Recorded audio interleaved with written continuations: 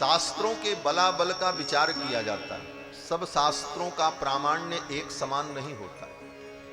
जैसे lower court का decision तब तक मान्य है जब तक हाई कोर्ट का डिसीजन ना आ जाए।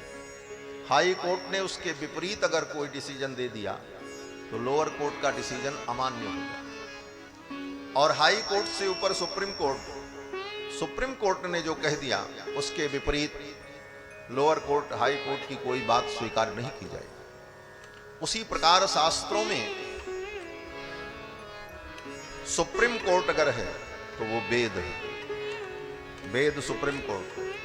वेद के विरुद्ध अगर पुराण में कोई बात लिखी है तो वो पुराण की बात नहीं मानी जाती, चाहे वेद व्यास ने ही क्यों न लिखा। अब इन बातों को जो लोग नहीं जानते वो कहते हैं फला पुराण में तो ये लिखा है।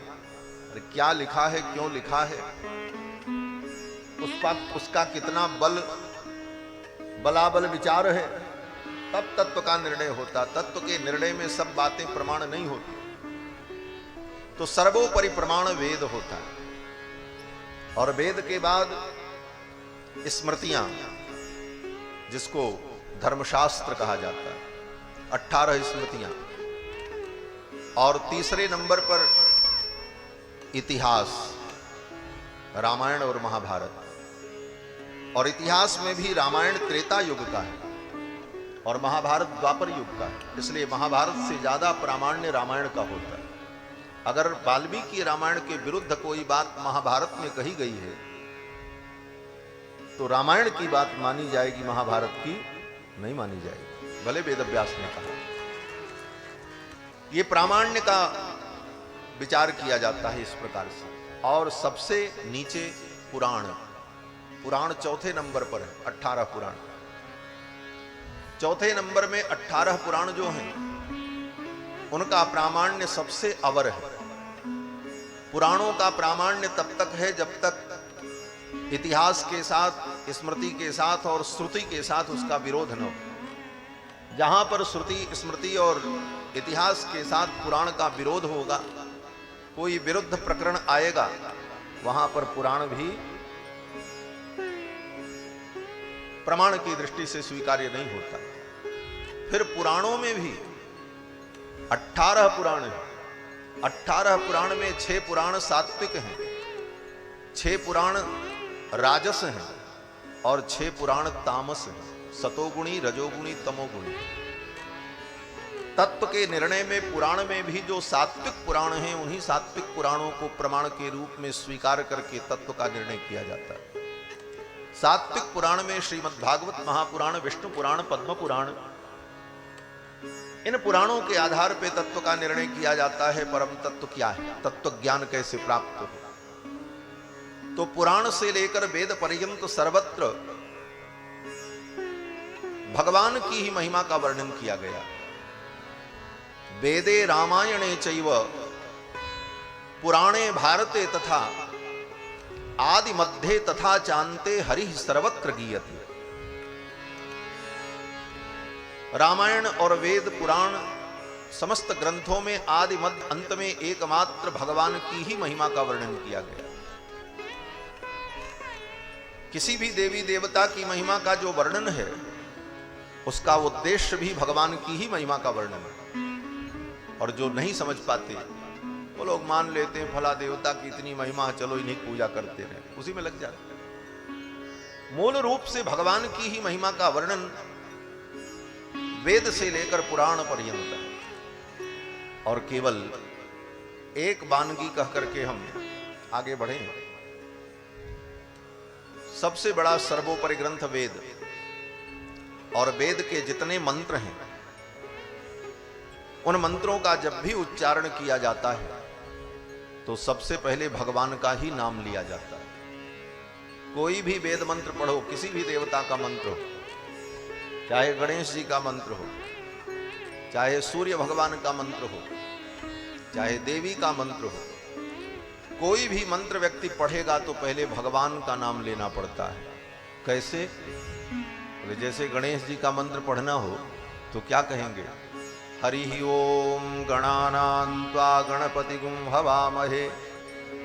तो गणानां त्वा गणपतिगुं हवामहे गणेश जी का मंत्र पढ़ने के पहले क्या बोलना पड़ेगा?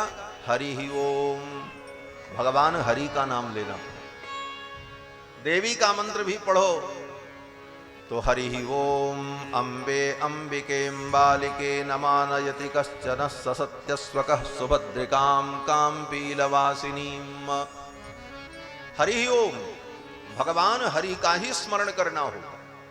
भगवान हरि का स्मरण किए बिना, भगवान हरि का नाम लिए बिना किसी भी देवता के मंत्र में उस शक्ति का आधान ही नहीं होगा कि उस मंत्र के द्वारा उस देवता को हम बुला सकें अथवा उसका समादर कर सकें और समर्चन कर सकें।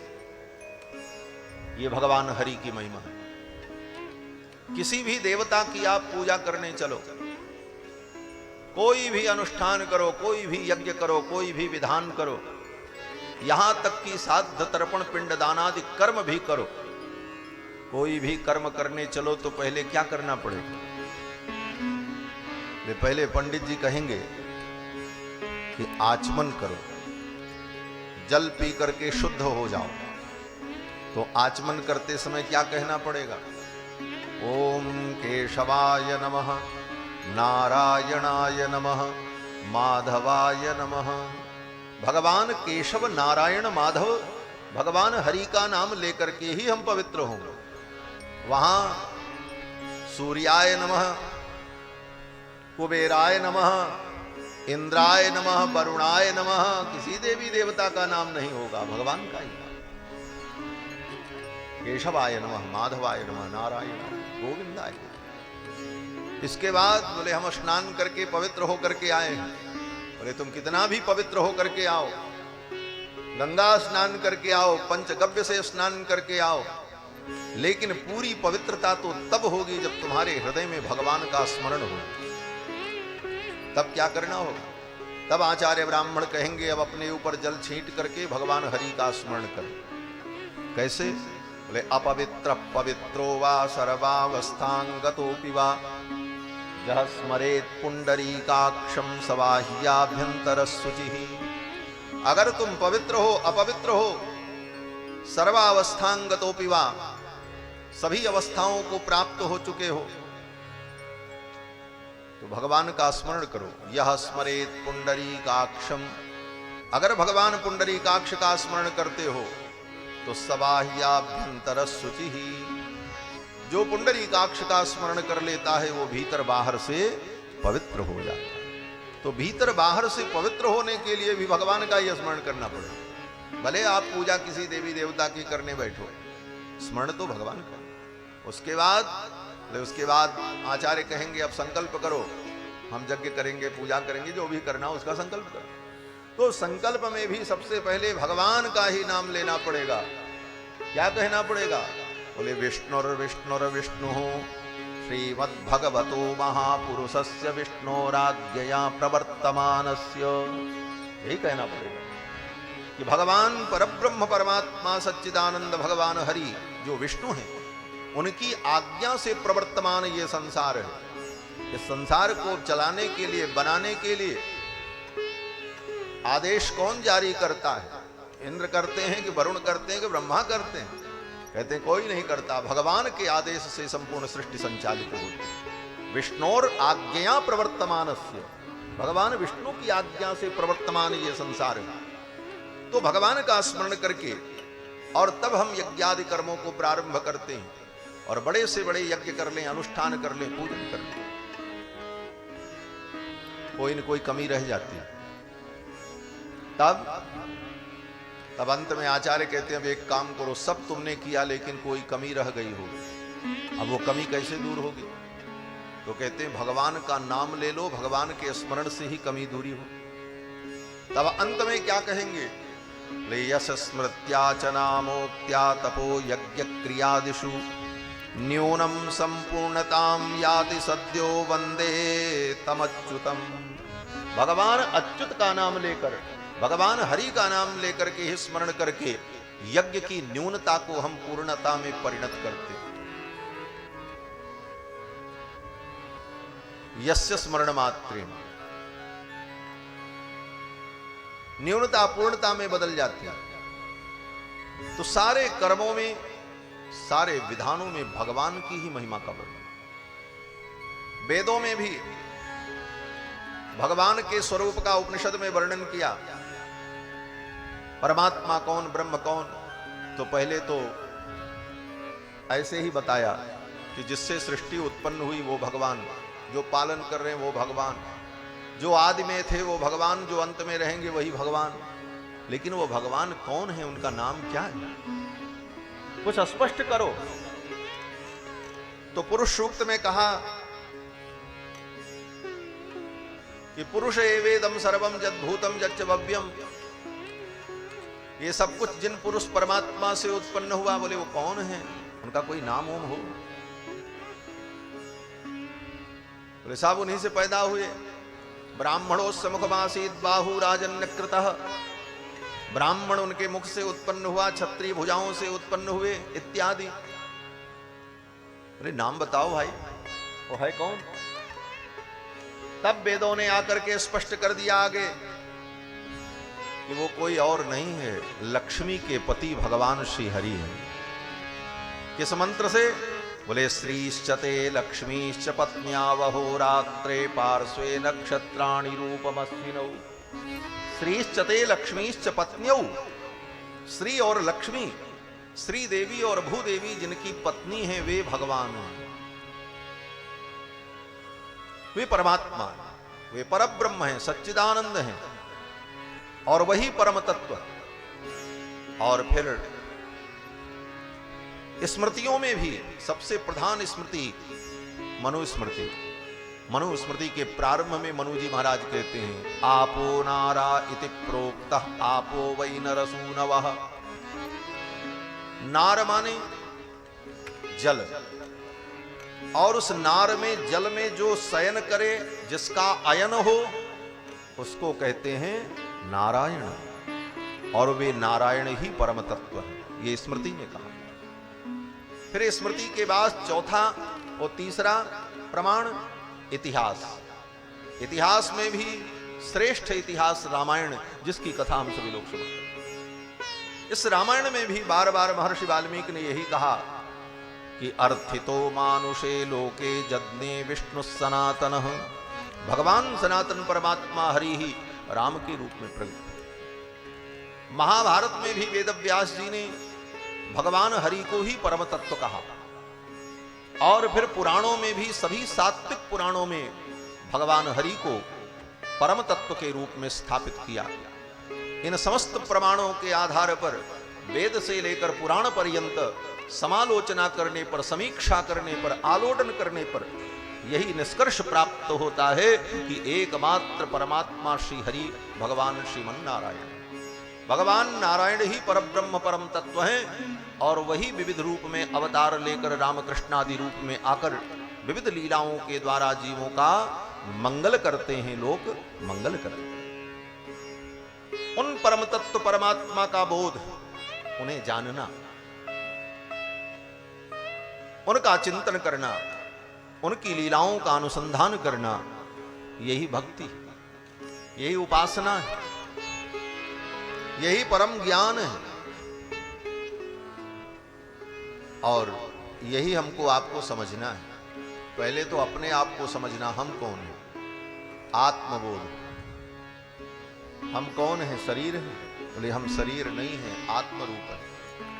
और किसके अंश हैं, बोले भगवान नारायण के अंश हैं और किसी के अंश नहीं। क्यों, बोले नारायण के अंश हैं, इसीलिए हमारे शरीर में नारायण के ही चिन्ह अंकित है। दुनिया के किसी कोने में कोई मानव पैदा हो, अगर वो मनुष्य है तो उसकी उंगलियों में शंख चक्र के ही चिन्ह बने रहते हैं। खड्ग का चिन्ह नहीं बनता, त्रिशूल का चिन्ह नहीं बनता, डमरू नहीं बनता। ज्योतिष शास्त्र कहता है समस्त मनुष्यों की उंगलियों में शंख चक्र के ही चिन्ह है।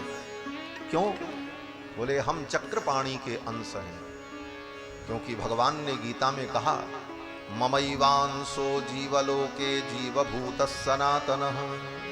ये जीव मेरे अंश है और मैं सनातनी, इनका अंशी हूं, मैं शेषी हूं। ये मेरे शेष भूत हैं। तो हम परमात्मा के अंश हैं, हम परमात्मा के दास हैं। दास भूता स्वतः सर्वे ह्यात्मन परमात्मनः। सभी आत्माएं परमात्मा की दास भूता हैं और अपने इस स्वरूप को समझना यही आत्मबोध है। लोग कहते हैं आत्मज्ञान प्राप्त करो। क्या आत्मज्ञान? बोले आंख बंद करके अपनी आत्मा का चिंतन करो। क्या अपनी आत्मा को तुम देख पाओगे? दीपक से स्वयं दीपक अपना दर्शन थोड़ी करता है। आत्मा स्वयं दृष्टा है। दृष्टा स्वयं का अनुभोक्ता होता है, दृष्टा नहीं होता। ये आत्मा दृष्टा अगर है तो आत्मा अपने को कैसे देखे? तब आत्मदर्शन का अर्थ क्या है? बोले आत्मदर्शन का मतलब यह है अपने स्वरूप को जानना। हम भगवान के दास हैं। ऐसा नहीं है कि आप अलग खड़े होकर के अपनी आत्मा को अपने से भिन्न देखोगे। क्या देखोगे आत्मा? आत्मदर्शन का मतलब क्या है? आत्मदर्शन का मतलब यही है कि हम भगवान के दास हैं, यह बात हमारे हृदय में बैठ जाए। हम तो दास भये हैं खासे और सियबर रूप पियासे। आई दीनता बात बन गई सब सियजू की करुणा से। हम तो दास भये हैं खासे, हम तो भगवान के दास हैं। यह अपने स्वरूप का बोध है। और भगवान कौन है, परम तत्व कौन है, इसका बोध।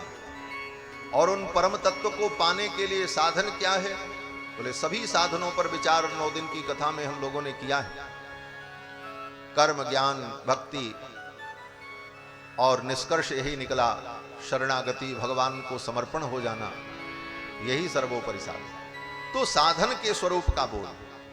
और भगवान मिलेंगे, इसका फल क्या है? बोले संसार का फल भोगादि नहीं।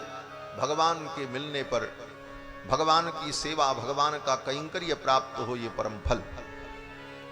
और भगवान की प्राप्ति आज तक नहीं हुई, इसका बाधक कौन था? बोले हमारा ज्ञान। हम संसार के प्रति मोहग्रस्त थे, इस कारण भगवत चरणों तक नहीं पहुंच पाए। इसलिए मोह और अज्ञान क्या है, इसके स्वरूप को जानना और उससे मुक्त होना, यही सत्संग का फल है। इन्हीं सारे विषयों की चर्चा कथा के माध्यम से होती है। बाकी नाचना, गाना, गीत, संगीत, ये सब तो केवल उसका पोषक है। तत्वतः इन्हीं बातों को जानना सत्संग का स्वरूप है। आत्मस्वरूप, परमात्म स्वरूप, साधन स्वरूप, बाधक स्वरूप और प्राप्ति के फल का स्वरूप। इसी को अर्थ पंचक कहा जाता है। इस अर्थ पंचक को ठीक ठीक जानना यही वैष्णवता है, यही वैष्णव का स्वरूप है। और रामायण में भी इन्हीं सारे विषयों का वर्णन किया जाता है। जीव के स्वरूप का वर्णन किया। जीव का स्वरूप क्या है? कल की कथा में आप सभी लोगों ने श्रवण किया। लक्ष्मण जी महाराज जीवाचार्य हैं और लक्ष्मण जी ने भगवान से कहा, मैं आपका दास हूं, आप मुझे ले चलोगे, मैं कृतार्थ हो जाऊंगा, आपका प्रयोजन पूर्ण हो जाएगा। हम आपके विधेय हैं, हम आपके लिए हैं। इस प्रकार अपने स्वरूप का वर्णन लक्ष्मण जी ने किया। यही जीव का स्वरूप। भगवान का स्वरूप क्या है? बोले भगवान के स्वरूप का वर्णन ऋषियों ने किया, मुनियों ने किया, परशुराम जी ने किया, सो आपने सुना ही सुना। भगवान की प्राप्ति का साधन क्या है? बोले लक्ष्मण जी ने कल करके दिखा दिया, शरणागति की भगवान का। और भगवान की प्राप्ति में बाधक क्या है? बोले धर्माभास, कर्तव्याभास। जो कर्तव्य है उस कर्तव्य को न समझकर तदभिन्न किसी कर्तव्य को कर्तव्य मानकर मूल कर्तव्य से हम विचलित हो जाएं, यही धर्माभास भगवान की प्राप्ति में बाधक है। और इसके विषय में लक्ष्मण जी ने कहा, ऐसी स्थिति हो तो ऐसे धर्म का त्याग कर देना चाहिए। तजिए ताहि कोटि बैरी समजद्यपि परम सनेही जाके प्रियन राम। लक्ष्मण जी ने अपने पिता तक का त्याग कर दिया। अहम तावन महाराजे पितृत्व नोपलक्षय। लक्ष्मण जी कहते हैं, मैं महाराज दशरथ में पितृत्व नहीं देखता हूं, उनके अंदर मुझे पितृधर्म नहीं दिखाई पड़ता। पितृधर्म भी अगर हमें दिखाई पड़ता है तो रघुनाथ जी में दिखाई पड़ता है। त्वमेव माता च पिता तुम। यही रामायण का रहस्य। कल की कथा में आप सभी